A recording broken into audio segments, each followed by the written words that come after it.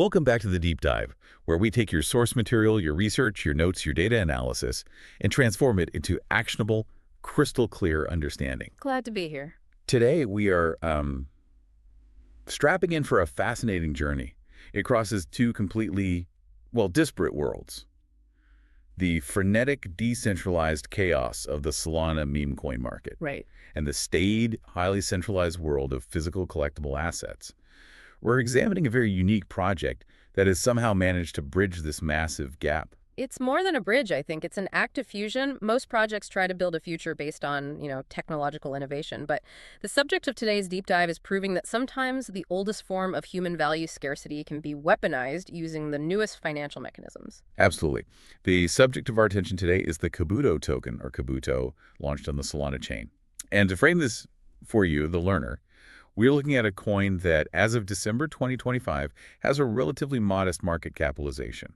It's fluctuating somewhere between, $2.5 and $3 million? Yeah, about that. Now, if you spend any time in the crypto space, you know that $3 million is not a figure that typically generates mainstream attention. Precisely. $3 million is, generally speaking, the entry point for viability. It doesn't guarantee longevity or, high-level social activity.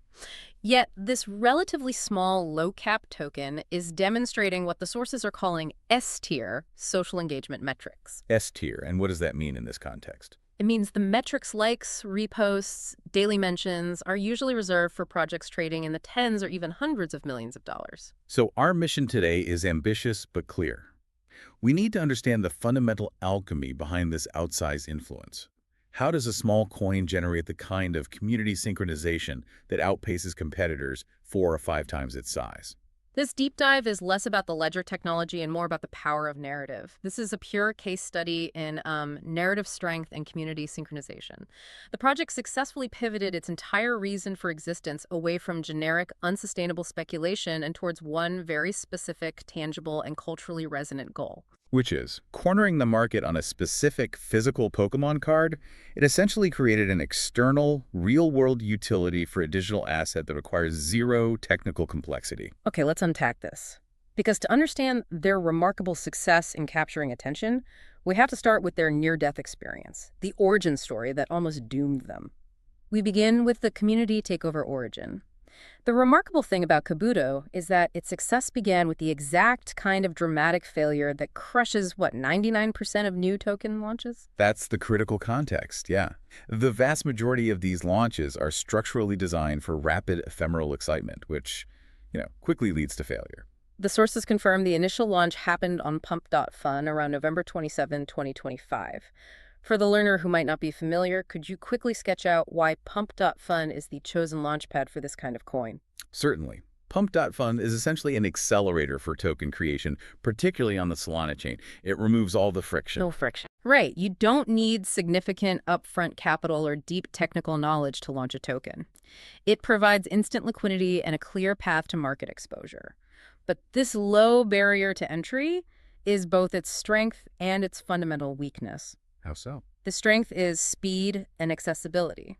But because there's no locked liquidity in the traditional sense and no strong commitment required from the developer, the structure implicitly encourages bad behavior. It's designed for a quick pump. Exactly. It's designed for rapid creation and often rapid death. And true to that pattern, what happened immediately after the launch? The immediate aftermath was exactly what you might expect.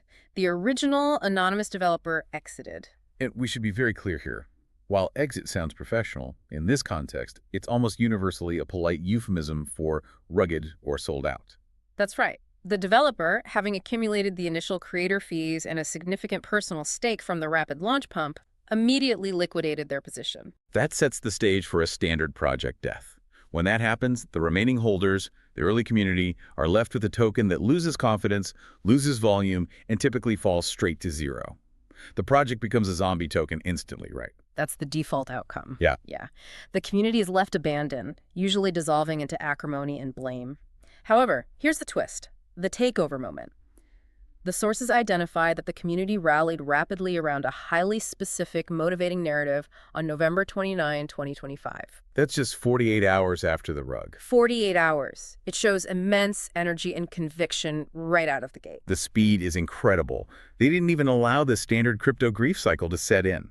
Instead of just dissolving attention and, crucially, the revenue stream, those remaining creator fees that weren't totally drained were immediately redirected to a figure known as @KabutoKing. This is the pivotal moment that preserves the project. The king, whether they were an original holder or just a charismatic figure who emerged from the vacuum, centralized the direction of a now leaderless token. They gave them a reason to stick around. They provided an immediate reason to stop selling and start collaborating.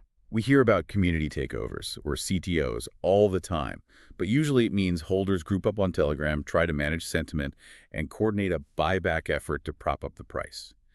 How does this specific CTO differ structurally? This is a fundamental divergence. Most CTOs are focused inwardly on the token itself. Right, on the price. They want to control the sentiment, maybe burn a token or two, and try to restore faith in the digital asset. The Kabuto CTO looked outwardly. They centralized their mission around an external, verifiable, and tangible objective. The mission was redefined not as make Kabuto go up so we can sell to the next guy. The mission became funding the monopoly of a specific physical Pokemon card. That changes everything. It's everything. It provided the community with an operational goal, a cultural identity, and a vital why for their continued collective action, transforming the token from a speculative ticker into a dedicated funding mechanism for a physical collection. So the focus shifts immediately from generic speculation, which is inherently volatile, to a real-world goal that appeals to nostalgia and novelty. And the irony is rich. A highly decentralized mechanism is being used to achieve a hyper-centralized goal, a monopoly. Exactly. The token's purpose isn't internal mechanics, it's external conquest. They solve the existential crisis of the rug by creating a verifiable, tangible purpose, even if that purpose is, completely absurd in traditional financial terms. That tangible real-world goal, the acquisition of physical assets, brings us directly into Section 2, the narrative pillar. This is built on the concept of supply shock via crypto. This RWA hook is why this $3 million coin is commanding the kind of attention we're seeing. The narrative here is the true product. It is a perfectly crafted story that generates genuine emotional investment and tension. It touches on childhood memories while playing the high-stakes game of crypto trading. Let's reiterate the core mission because its specificity is key. The community, through funding generated by the token, is actively attempting to buy every single first edition Kabuto Pokemon card in existence. Not Charizard, not Pikachu, but Kabuto, a mid-tier, somewhat forgettable fossil Pokemon. And that choice is strategic, which we can infer from the sources. If they tried to corner the market on a high-tier asset like a first edition Charizard, the entry cost would be astronomical. To be impossible. Right, making the mission immediately implausible. By choosing a specific lower-tier card, the Kabuto, the goal, becomes genuinely achievable within the financial constraints of a successful $3 million market cap crypto community. It turns the mission into a marathon with a foreseeable finish line, creating genuine excitement around the supply shock. So we're talking about supply shock via crypto. How does this narrative manage to appeal to two such different, powerful, and typically antagonistic groups, the crypto trader and the nostalgia collector? It's a beautifully engineered hook. For the crypto trader, this isn't just another meme. It's a token with a built-in narrative that provides a unique utility for volume. Okay. The mission to achieve the monopoly, the sweep-the-floor mentality, promises massive future pumps based on actual verifiable progress in the real world.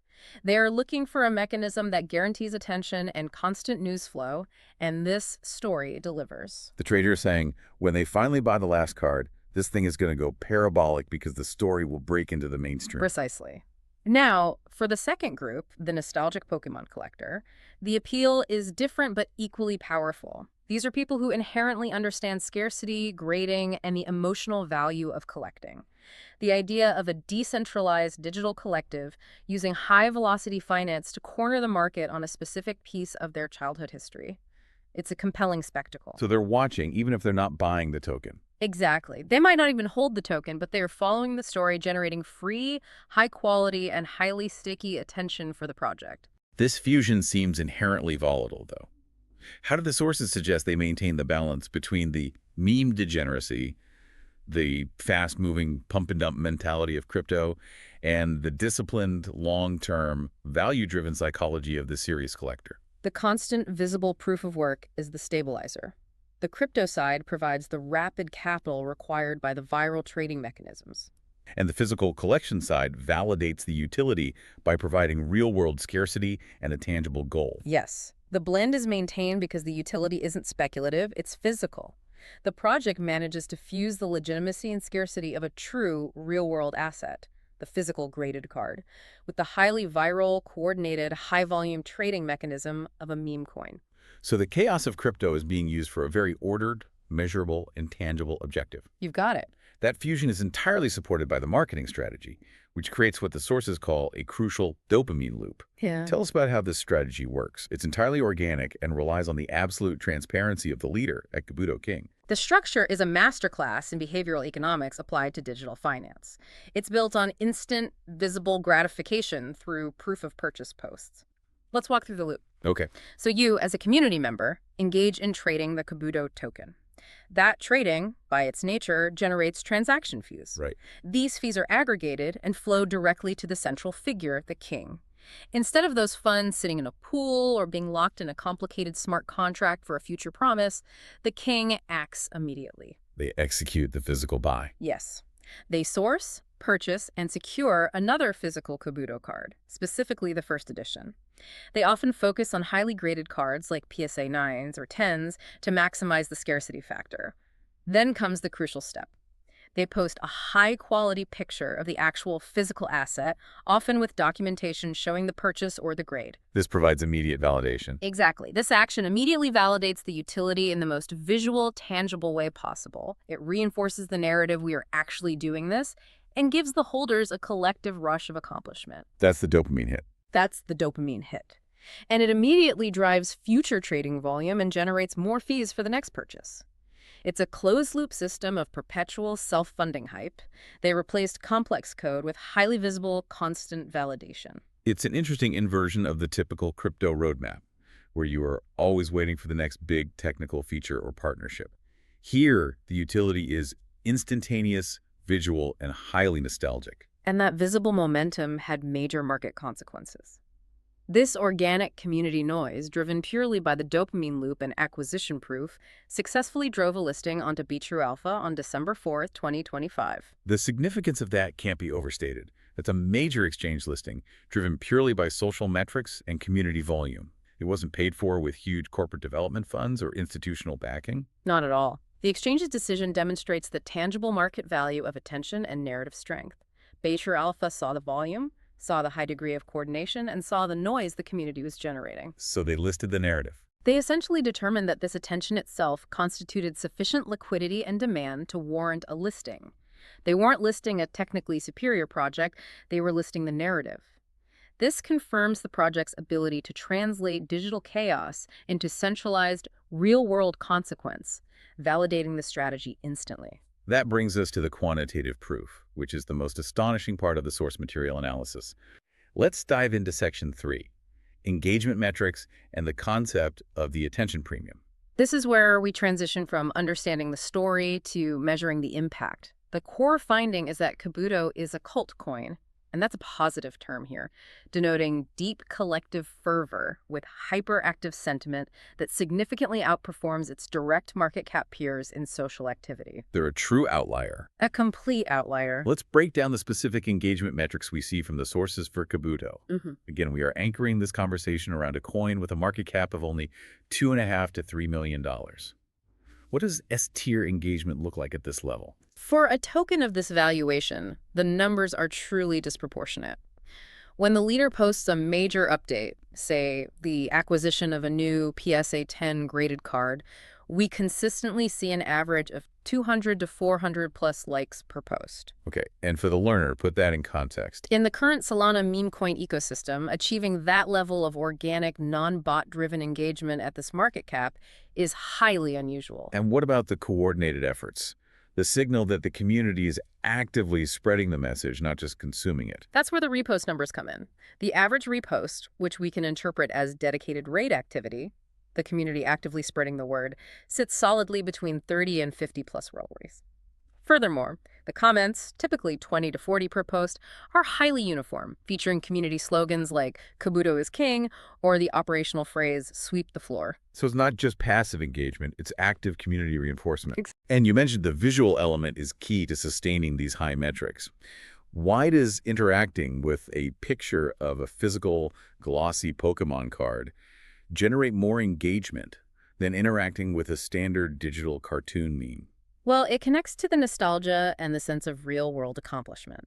A standard digital meme is disposable, everyone makes them, but a high-quality photo of a professionally graded, scarce physical card serves as objective proof of progress toward the monopoly. It's a trophy. It's a trophy, and it creates a distinct visual brand identity that is immediately recognizable and trustworthy.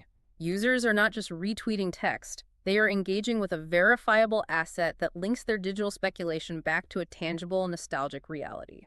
So if we accept these numbers, Kabuto is consistently hitting the engagement levels of a project potentially valued at 10 million or more, but it's trading at 3 million. Could this engagement simply be botted activity, given the nature of the space? That is always the immediate critical question, and the sources allow us to analyze the type of engagement. We can distinguish between tech bot activity, which is generally repetitive, low variance, and focused on technical concepts, Right. versus cult visual activity, which features high variance content, passionate rhetoric, and genuine human interaction with the imagery. Kabuto is clearly the latter. Okay, here's where it gets really interesting. Let's use the data to perform a direct comparison analysis, looking at why Kabuto's metrics are demonstrably superior to its direct market cap peers. We are comparing apples to apples in terms of valuation, all around that $2.5 million mark. Let's lay out the specifics. We can focus on daily mentions, which track overall community noise and volume, and average likes, which measure content stickiness. Okay, so let's start with Kabuto again. As established, Kabuto is generating 300 to 500 plus daily mentions. Its average likes per post are consistently 250 plus likes, and the engagement type is clearly cult visual. This is passionate, human-driven engagement centered around the card photos and the Monopoly theme. Now let's contrast that with a direct contemporary peer, DCAI or DCI. They share the same approximate market cap, but they have a tech-focused mission, usually centered around artificial intelligence integration. DCI shows a stark contrast. Their daily mentions sit between 50 and 100, a fraction of Kabuto's noise. Wow, just a fraction. And their average likes are even lower, only around 40 to 80. The sources categorize their engagement as tech bot. It's functionally oriented towards utility discussions, which are inherently drier, less emotional, and less viral than a cultural mission. People might appreciate the utility, but they don't necessarily feel compelled to raid social media to promote technical specs. Not with the same passion, no. That immediately suggests that utility alone is no match for a compelling narrative in the decentralized social media economy. What about a more standard, purely speculative meme coin, like Hand? Hand, and hand tacked at. Hand represents the middle ground of standard meme tactics. They generate a more respectable 100 to 150 daily mentions and hover around 100 likes per post. So better than the tech coin, but still not close. Exactly. They rely on traditional meme coin tactics, generic moon posts, simple community call to actions. They lack the specific, tangible, high-quality visual content that Kabuto utilizes to grab and hold attention. They are trying to create hype from nothing, whereas Kabuto creates hype from something tangible. And finally, we have the lowest energy competitor in the comparison, Pump V2, PUMP, which is slightly lower cap at about 1.6 million, but still representative of the baseline. PUMP is categorized as a true zombie coin. They manage only 20 to 50 daily mentions and average about 20 likes. Oof. This is the baseline of failure. A coin whose initial hype has died, whose holders are passive, and who are simply waiting for an external catalyst that likely won't come. This is where Kabuto would be if the community takeover hadn't occurred. So the crucial insight derived from this exhaustive data is astonishing. Kabuto commands 3 to 5 times the social engagement of its direct market cap competitors. This is the single most important metric for valuing this specific asset class. The community is active, the coordination is strong, and the attention is immense. We must view attention as a form of liquidity in the decentralized social media landscape. So the market hasn't priced in the attention. It hasn't. If a token were truly valued based on the attention it commands, Kabuto would be trading significantly higher. This engagement premium strongly suggests it is fundamentally undervalued relative to the size of the conversation it is driving. The market has not yet correctly priced the value of the narrative synchronization. That's a powerful conclusion. It flips the script. The narrative isn't just a marketing addition, it's a measurable quantitative factor that drives disproportionate value and potentially future price appreciation. Now that we have established the outsized attention, let's transition into Section 4, the functional utility and community dynamics.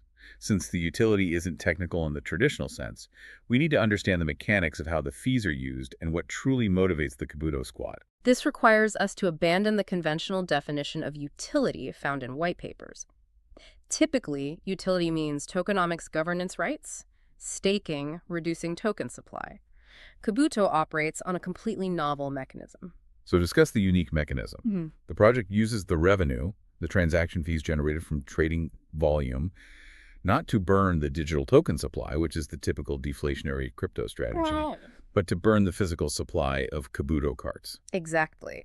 They are creating scarcity not in the digital realm, but in the tangible world. They are actively removing a scarce, graded, real-world asset from circulation by purchasing it and locking it away in a community-funded vault managed by the king. What's the effect of that? It's twofold. First, it makes the physical asset truly scarcer, which theoretically increases the value of the remaining physical supply for outside collectors, drawing more attention. Second, and more importantly for the token, this mechanism doesn't directly reduce the number of Kabuto tokens in circulation, but it creates a powerful, self-sustaining marketing engine that drives volume and constantly validates the core narrative. So the tokens themselves are inflationary. Correct. But the narrative is profoundly deflationary in its focus on the physical asset. So the actual utility, when we boil it down, isn't financial in the traditional sense of yielding returns or governance power, but psychological and communicative.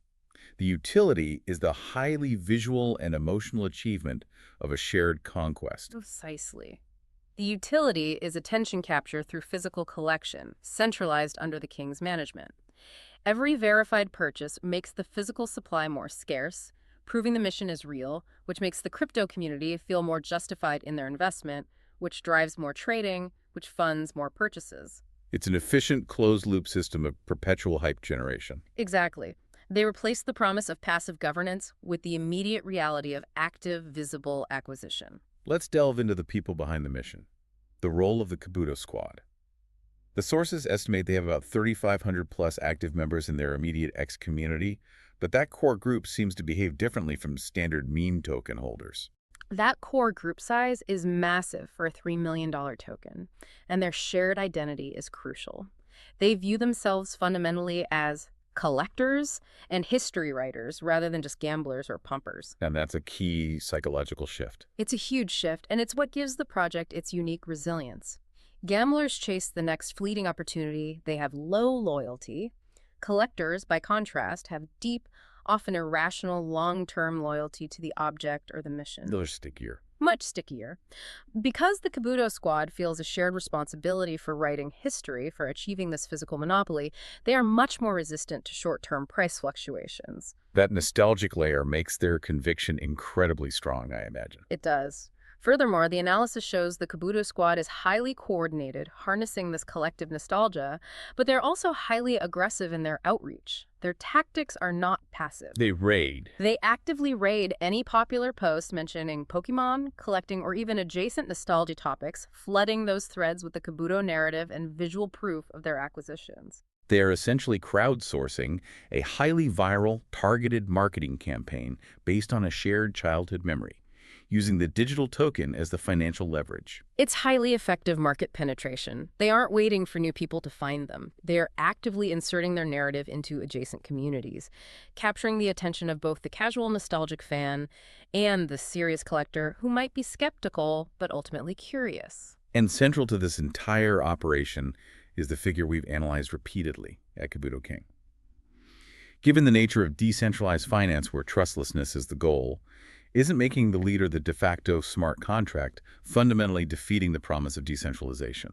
That is the essential paradox of Kabuto and similar narrative-driven RWA projects. The community started as a decentralized rescue effort, but for the physical mission to succeed, the operation had to become hyper-centralized.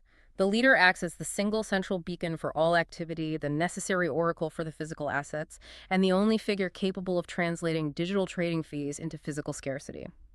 Without them, the whole thing falls apart.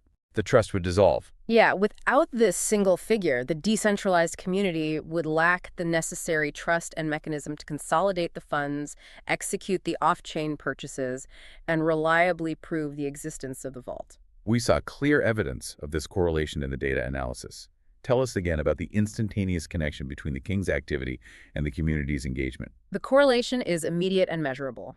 When @KabutoKing tweets a highly specific phrase, such as "bought more," or posts a picture of a newly acquired graded card, the community spam, the coordinated mention activity, the rating, it increases instantly. It's a direct signal. It acts like a fundamental heartbeat for the coin.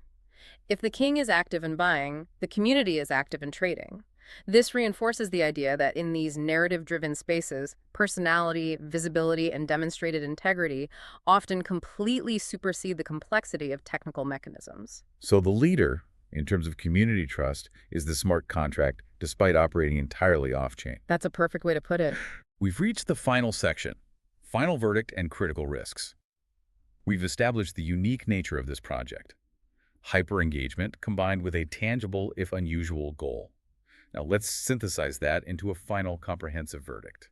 The verdict is that Kabuto is a community takeover that successfully pivoted from a generic, doomed launch into a bona fide niche culture coin.